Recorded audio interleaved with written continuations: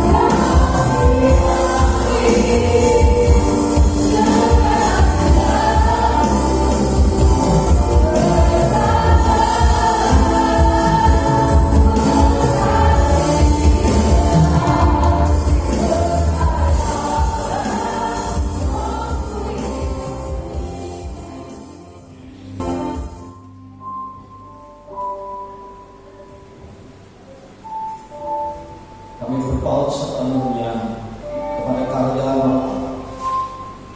Berkaryalah Roh-Mu di sini. Bertah Allah kita dalam hati. Kerjakanlah kami sesuai dengan mau-Mu melalui firman-Mu yang kami dengarkan. Engkau membawa kami umat-Mu mengalami kemuliaan Kristus, mengalami penyataan Kristus di dalam kehidupan kami. Bukan menjadi orang-orang Kristen yang biasa-biasa saja, tetapi menjadi orang Kristen yang mengalami lawatan Allah, pemulihan Allah, dan menjadi orang-orang Kristen yang luar biasa sebab ada bersama-sama dengan Allah. Marilah berfirman ya Tuhan, kami siap mendengarnya. Allah Roh, ajari kami mau duduk diam sebagai seorang murid yang mau mendengarkan suara-Mu mengajar kami. Kami mengucap syukur di dalam nama Tuhan Yesus kami berdoa. Amin. Selamat hari kenaikan Tuhan Yesus ke surga. Ya. Kalender kita sudah bukan kenaikan Isa Al-Masih, tetapi kenaikan Tuhan Yesus ke surga. Meskipun gereja kita tentu tidak perlu berubah namanya menjadi gereja Yesus Kristus, ya, tetap menggunakan nama gereja Isa Al-Masih. Puji nama Tuhan, jemaat yang dikasih oleh Tuhan, jemaat yang saya kasih di dalam Tuhan. Pagi hari ini di dalam kita memperingati dalam merayakan kenaikan Tuhan Yesus ke surga, saya mengajak jemaat untuk membuka Alkitab yang mendasari firman Tuhan pada pagi hari ini di dalam Injil Lukas pasal yang ke-14 ayat 21 sampai ayat 24. Kita pokok firman Tuhan ada pada ayat 21. Injil Lukas pasal 14 ayat 21 mulai saya akan bacakan dalam terjemahan baru jilid yang kedua. Demikian firman Tuhan. Siapa yang memegang perintah dan melakukan, dialah yang akan dikasihi oleh Bapakku. Dialah yang mengasihi aku. Siapa yang mengasihi aku, ia akan dikasihi oleh Bapakku, dan aku pun akan mengasihi dia dan akan menyatakan diriku kepadanya. Yudas yang bukan Iskariot berkata kepadanya, Tuhan, apa sebabnya engkau hendak menyatakan dirimu kepada kami dan bukan kepada dunia? Jawab Yesus, jika seseorang mengasihi aku, ia akan menuruti firman-Ku, dan Bapakku akan mengasihi dia, dan kami akan datang kepadanya dan tinggal bersama-sama dengan dia. Siapa saja yang tidak mengasihi aku, ia tidak menuruti firman-Ku. Firman yang akan kamu dengar itu bukanlah dari aku, melainkan dari Bapa yang mengutus aku. Saya ingin membacakan kembali ayat yang ke-21. Siapa yang memegang perintah-perintahku dan melakukan, dialah yang mengasihi aku. Siapa yang mengasihi aku, ia akan dikasihi oleh Bapakku, dan aku pun akan mengasihi dia dan akan menyatakan diriku kepadanya.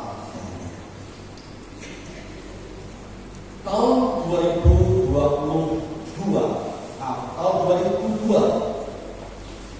ketika saya menyusun skripsi, saya mengadakan sebuah penelitian di sebuah gereja Katolik besar di Kota Semarang. Tepatnya di Tugu Muda Semarang, lokasinya dekat dengan Lawang Sewu. Ya. Saya datang ke gereja katedral itu, lalu pagi-pagi saya datang, saya bertemu dengan beberapa orang sedang menyapu halaman dari yaitu di halaman samping gereja, di halaman samping sebelah kanan gereja katedral. Lalu kepada seorang tukang sapu, saya berkata kepada dia, bertanya, "Selamat pagi Pak, saya mau ketemu dengan Romo Luhur." Saya masih ingat nama dia. Ya. Saya mau bertemu dengan Romo Luhur, mau wawancara. Saya sudah ada janji sebelumnya. Saya berkata itu kepada seorang tukang sapu. Lalu tukang sapu itu menatap saya dan berkata, "Oh, tunggu sebentar ya." Dia lalu masuk ke dalam ruangannya. Lalu tidak berapa lama kemudian dia keluar sambil membawa kunci, lalu mengajak saya, "Ya, ikut saya." Lalu saya mengikuti dia. Lalu dia membuka sebuah ruangan, membuka jendelanya, lalu mempersilahkan saya untuk duduk. "Silakan duduk." Saya bertanya kepada dia, "Apakah Romo Luhur masih sibuk?" Saya bertanya itu kepada dia. Lalu dia duduk dan berkata, "Saya Romo Luhur." Saya kaget karena seorang tukang sapu yang pakaiannya ala kadarnya, yang tampak tidak sama sekali tampak bukan seorang rohaniwan Katolik yang biasanya memakai jubah yang menunjukkan bahwa dia adalah seorang romo.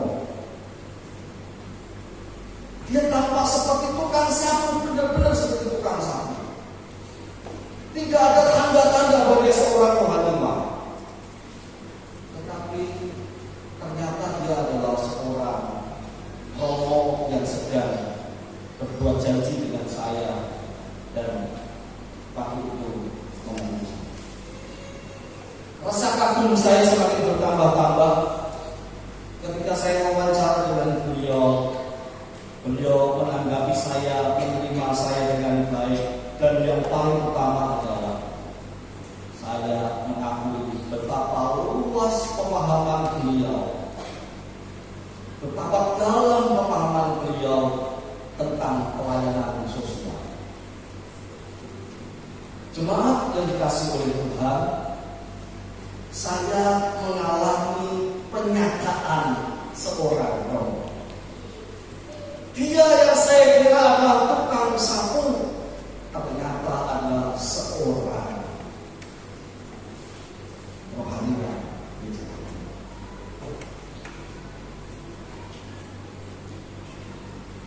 Aku akan menyatakan diriku kepadanya.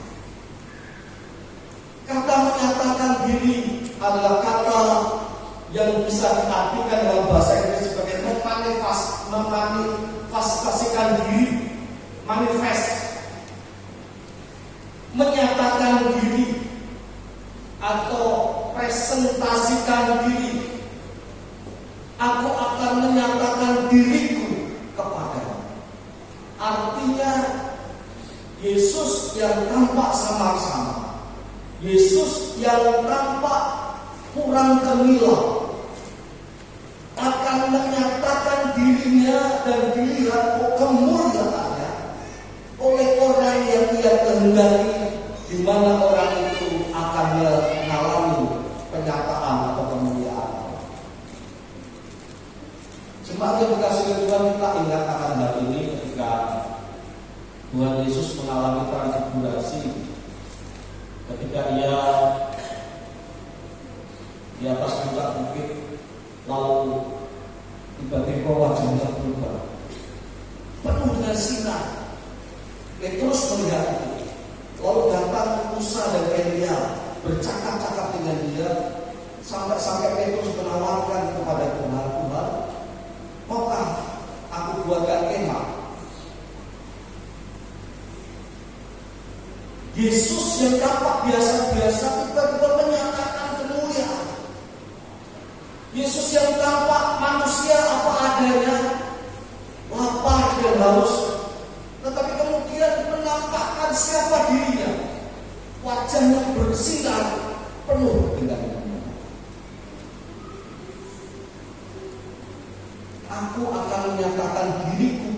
banyak juga menunjuk tentang ketika Tuhan Yesus itu naik ke surga.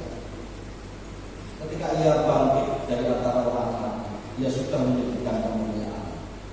Tetapi ketika ia naik ke surga, pagi hari ini Ibu Nancy membuat sebuah demi firman. Dan kalau Bapak Ibu sudah mendengarkannya, Ibu Nancy berkata, Yesus Kristus naik ke surga bukan hanya menunjukkan bagaimana ia tempat berasal, tetapi Yesus naik ke surga membuktikan bahwa dia sungguh-sungguh Allah. Dia sungguh-sungguh Tuhan. Dia bukan manusia biasa. Dia manusia 100%, tapi sekaligus juga adalah Allah 100%. Jemaat yang dikasih oleh Tuhan, ketika murid-murid menatap Yesus naik ke surga, murid-murid itu terbengong-bengong menatap Yesus naik ke surga. Peristiwa macam apa ini? Mereka masih termanu-manu, berpikir mendalam, terpukau bahwa selama ini Yesus yang kita ikuti, yang menyatakan diri dari kematian yang lalu bangkit, sekarang ini puncaknya mereka menatap dengan mata mereka sendiri Sang Kristus naik. Ia tidak dikuasai oleh gaya gravitasi bumi. Ia naik lalu ditutup dengan awan-awan dan kemudian tak terlihat lagi dari pandangan. Yesus menyatakan kemuliaannya di hadapan murid. Demikian juga pada suatu hari kelak, ketika langit baru dan bumi yang baru, Tuhan akan menyatakan dirinya kepada orang-orang percaya. Wahyu pasal 21 ayat 3 dan 4. Demikian firman Tuhan. Kitab Wahyu pasal 21 ayat 3 dan ayat 4.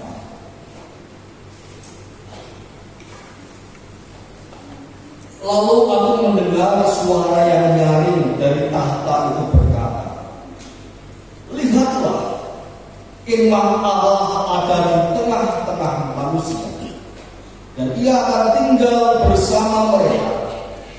Mereka akan menjadi umatnya, dan Allah sendiri akan menyertai mereka sebagai Allah mereka.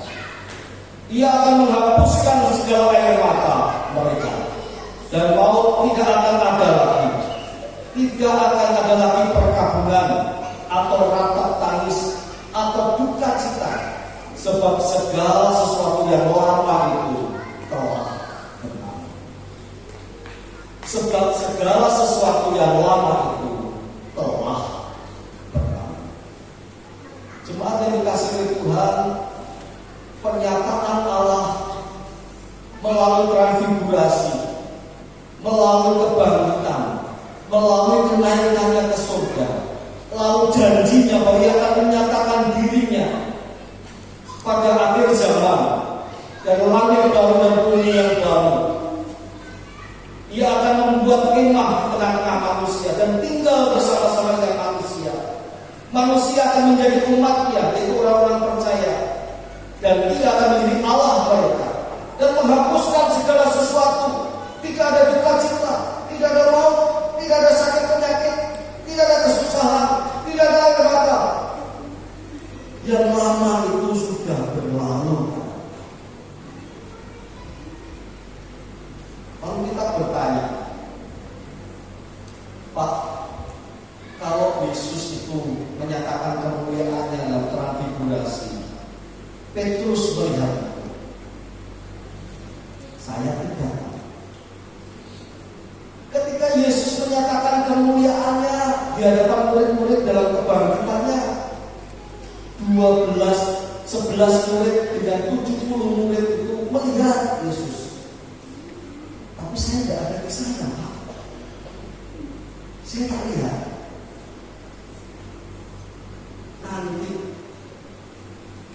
Kalau Kristus menyatakan dirinya dalam langit baru dan bumi yang baru, yang lama itu sudah berlalu. Tidak lagi ada air mata, tidak ada lagi maut, tidak ada lagi kesusahan. Tapi itu nanti, Pak. Lalu kapan Kristus menyatakan kemuliaannya, meningkatkan kemuliaannya pada zaman sekarang, dalam hidup saya dan dalam hidup Bapak Ibu sekalian. Bapak Ibu sekalian yang dikasihi oleh Tuhan, puji nama Tuhan. Pada ayat yang ke-21 yang Gaya berkata, siapa yang memegang perintahku dan melakukannya, dialah yang mengasihi aku. Siapa yang mengasihi aku, ia akan dikasihi oleh Bapakku, dan aku pun akan mengasihi dia dan akan menyatakan diriku kepadanya. Menyatakan diriku kepadanya adalah sama seperti ayat 23. Ketika Tuhan Yesus berkata, jika seorang mengasihi aku, ia akan menuruti firman-Ku, dan Bapakku akan mengasihi dia, dan kami akan datang kepadanya dan tinggal bersama-sama dengan dia. Jadi begini Bapak Ibu juga ada dikasih oleh Tuhan. Penyataan Allah bukan hanya dulu. Penyataan Allah bukan hanya untuk masa depan. Penyataan Yesus Kristus yang mulia itu juga terjadi di sepanjang zaman. Sejak ia melayani di muka bumi ini sampai nanti selama-lamanya. Dengan tanda apa? Kami akan datang kepadanya dan tinggal bersama-sama dengan dia. Sama seperti pada akhir zaman, Allah akan membuat kemah di tengah-tengah manusia, diam di tengah-tengah manusia. Ternyata itu bukan hanya nanti di depan, tetapi sudah diantisipasi sekarang ini, bahwa Allah mau datang dan tinggal di dalam kita. Jemaat yang dikasihi oleh Tuhan, Injil Yohanes adalah Injil relasi. Relasi itu bukan relasi biasa, tapi relasi yang romantis. Kalau kita membaca Injil Yohanes, kita akan ketemu dengan hubungan-hubungan. Aku di dalam Bapa dan Bapa di dalam aku. Aku mengasihi Bapa dan Bapa mengasihi aku. Lalu Yesus mengajak umat Tuhan, demikian juga aku mengasihi kamu, kamu mengasihi aku, supaya sama seperti aku di dalam Bapakku, kamu di dalam aku. Hubungan-hubungan. Bahkan Yesus berkata, aku akan menyediakan tempat bagimu, supaya di mana aku ada, kamu ada. Coba bayangkan, di mana aku ada, kamu juga ada. Bahasanya romantis sekali. Yesus tidak ingin berpisah dengan umat yang dikasihinya. Yesus mengajak umat yang dikasihinya untuk tinggal bersama-sama dengan dia. Bukan hanya nanti, tetapi sekarang ini. Jemaat yang dikasihi oleh Tuhan, Agustinus, uskup dari Hippo, berkata, sesungguhnya Allah Tritunggal adalah Allah yang mau berdiam diri di dalam diri manusia.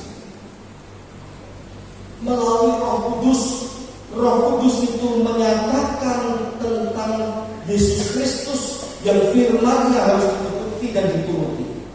Roh Kudus itu menunjukkan dan menolong setiap orang percaya untuk melakukan firman Yesus Kristus.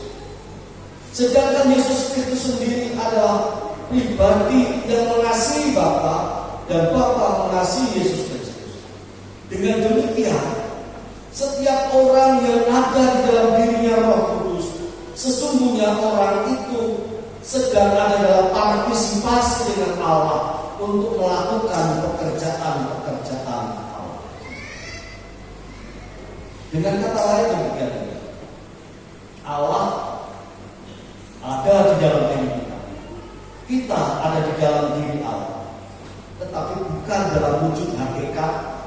Karena tidak mungkin kita ciptaan menjadi satu hakikat dengan sang pencipta. Itu tidak mungkin.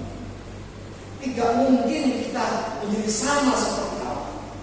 Tetapi kalau dikatakan Allah ada di dalam diri kita dan kita ada di dalam diri Allah, Allah Tritunggal ada di dalam diri kita dan diri kita yang ada di dalam diri Allah Tritunggal, itu artinya bukan dalam sang hakikat tetapi partisipasi.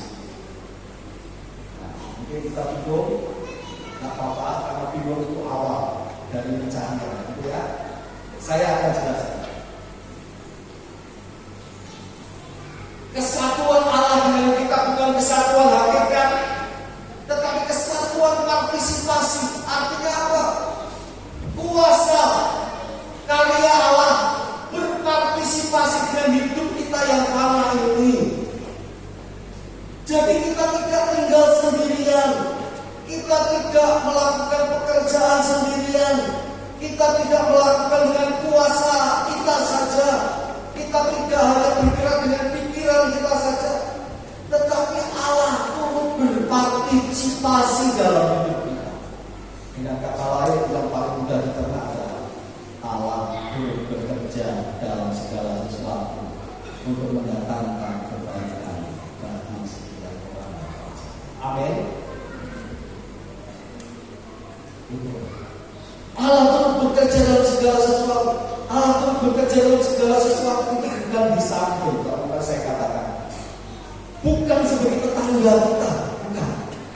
Allah turut bekerja dalam sesuatu. Dia menyatakan dirinya kepada kita, bahkan tinggal di dalam diri. Dalam bahasa Inggris dikatakan kata tinggal bersama atau di dalam dia adalah make home with him. Membuat rumah bukan house, bukan dalam bentuk bangunan house ya, tapi home. Home itu bicara soal relasi, bicara soal hubungan, bicara soal emosi yang dekat dengan Allah. Bicara tentang orang yang wow, sama seperti ketika Salomo bertanya, masakan Allah mau tinggal di dalam rumah buatan manusia? Ketika Salomo memberikan bait suci dalam doanya yang bertanya, masakan Allah mau tinggal dalam rumah buatan manusia?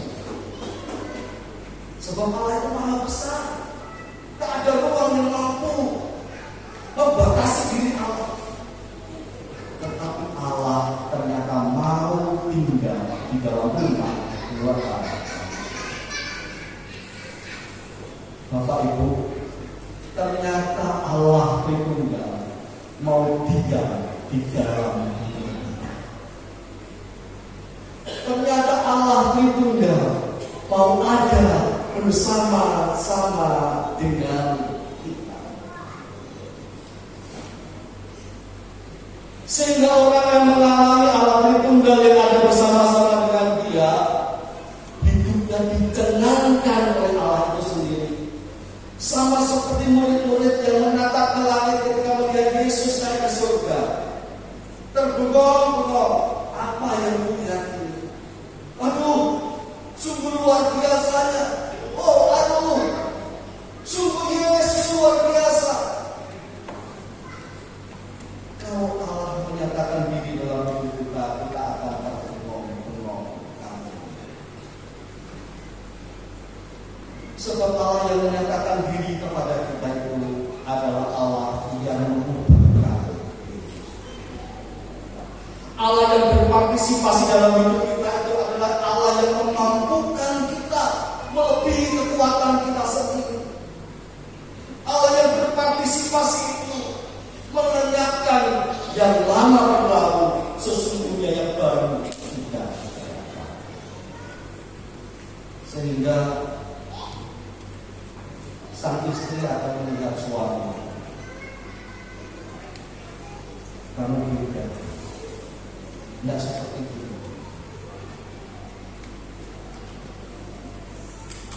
Lain kamu sekarang. Kamu, aku sendiri tahu dan merasakan suami. Sang suami sendiri yang ketika mendengar itu dari istrinya akan berkata benar. Allah yang mengubah hidup. Suami melihat istrinya, engkau lain dari yang dulu istri. Meskipun kau sekarang bertambah tua, kulitmu mulai keriting, tetapi semakin cantik hatimu. Sang istri juga melihat, benar, karena aku berjumpa dengan Kristus yang tinggal di dalam diri. Jemaat mengalami pemulihan karena ada partisipasi Allah di dalam diri kita.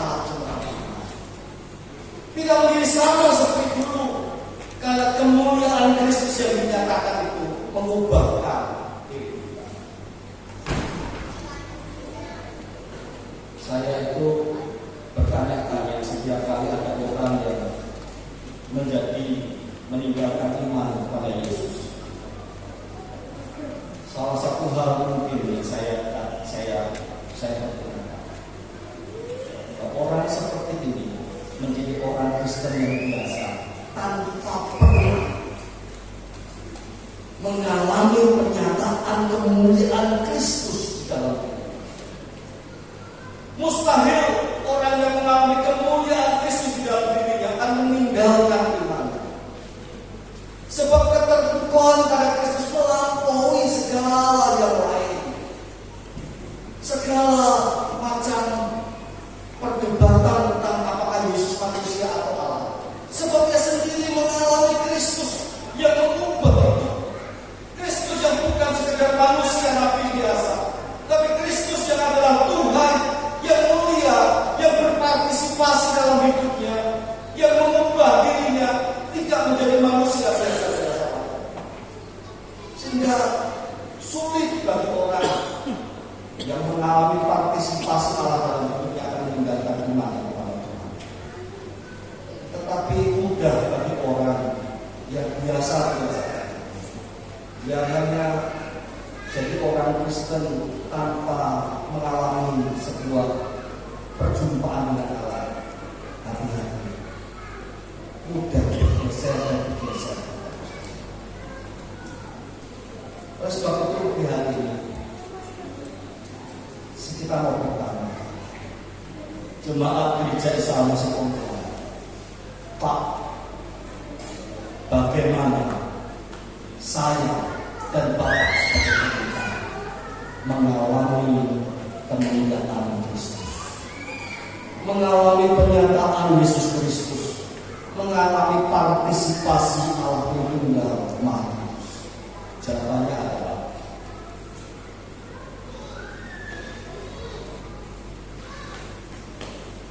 turutilah perintah Yesus Kristus.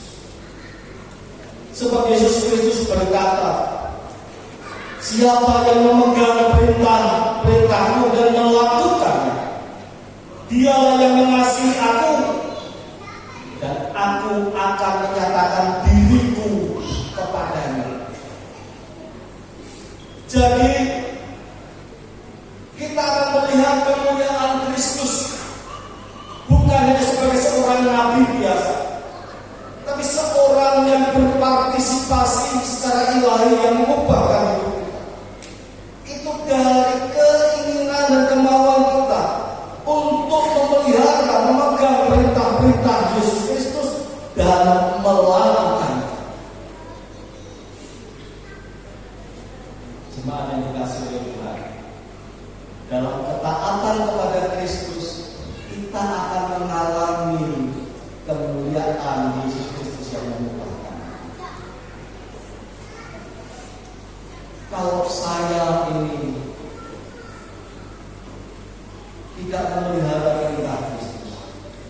Kalau saya ini hidup dengan diri saya sampai tua mati dikubur, tetap saya menjadi diri saya. Saya abai kepada perintah-perintah Kristus. Saya tutup telinga kiri dan kanan dan perintah-perintah Yesus Kristus. Maka mustahil saya mengalami kemuliaan Yesus Kristus.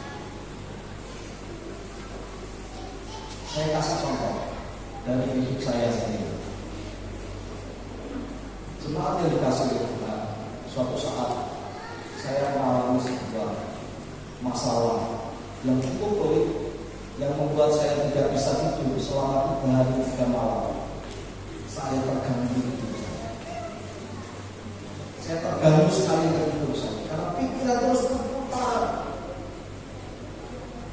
Dan dalam 3 hari 3 malam itu Tuhan sedang menunjukkan kepada saya,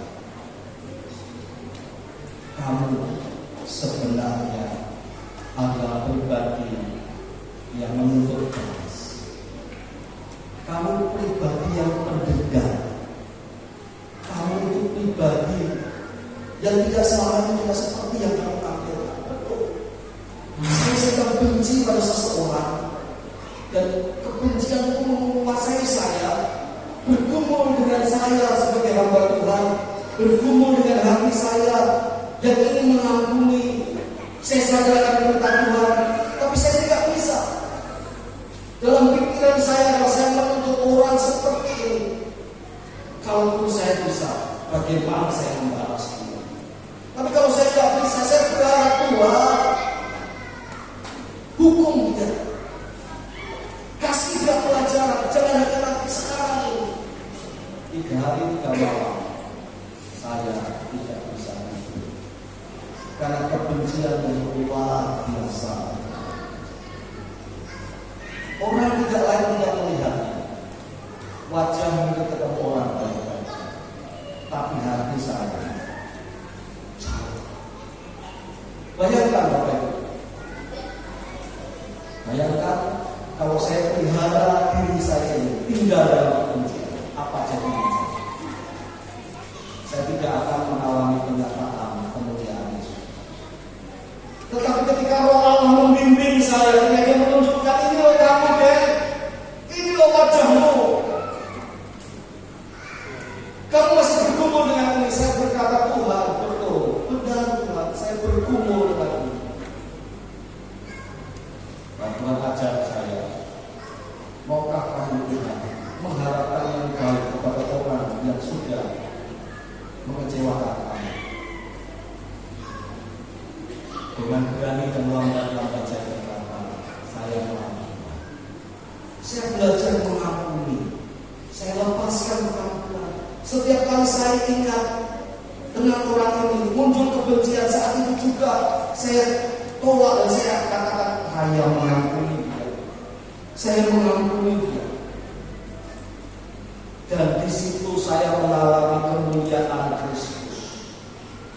Apa yang tidak mungkin diubah oleh tabiat manusia, diubah oleh Yesus Kristus.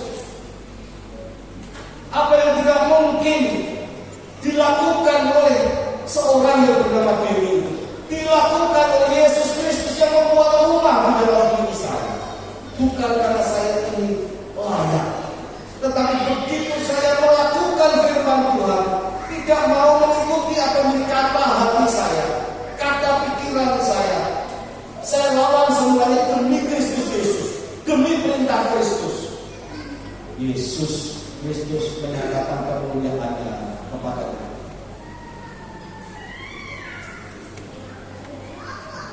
Kalau sekarang saya bukan orang yang sempurna, Bapak, bukan orang yang sempurna.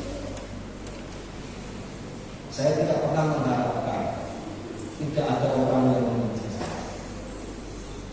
Tetapi dalam hati saya paling dalam, kalaupun ada orang yang membenci saya ingin mengasihi. Siapa yang melakukan itu? Kalau bukan Kristus yang menyatakan kemuliaan, maka Denny tidak akan menjadi Denny yang seperti sekarang ini. Denny akan tetap menyimpan kesalahan, mendendam, kalau Dewi tidak pernah mau melakukan perintah. Pertanyaannya sekarang, gampangkah melakukan perintah Yesus Kristus? Bapak Ibu, saya ajak kita semua kembali ke masa-masa muda. Apakah yang tidak mungkin jika cinta? Apakah yang tidak mungkin jika cinta? Yesus Kristus berkata, barang siapa mengasihi aku, barang siapa memegang perintahku dan melakukannya, dialah yang mengasihi aku.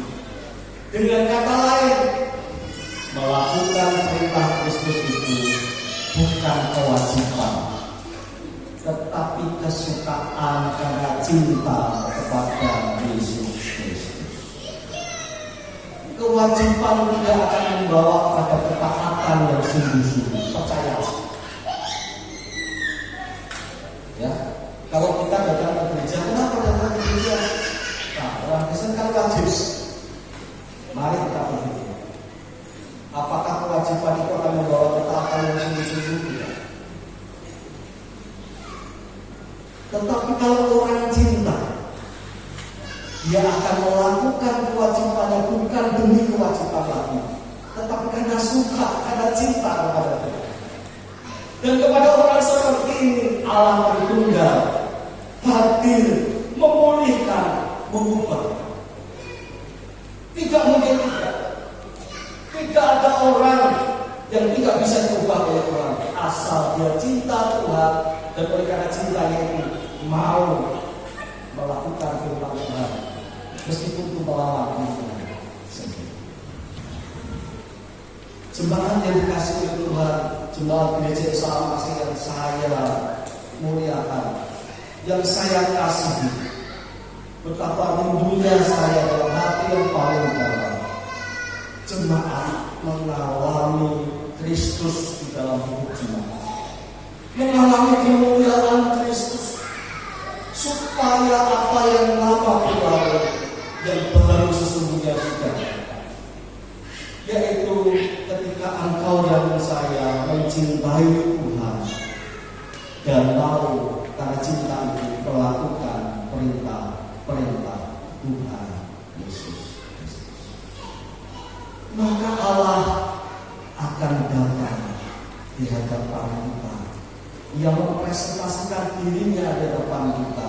Kita melihat kemuliaannya, lalu Ia tinggal di dalam diri kita, membuat kemah di dalam kita.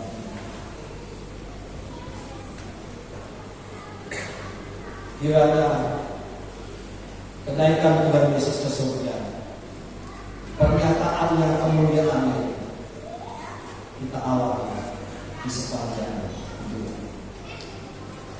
Kemuliaan Kristus, partisipasinya dalam hidup nyata dan bukan emosi, nyata dan bukan emosi. Amin. Tuhan memberkati.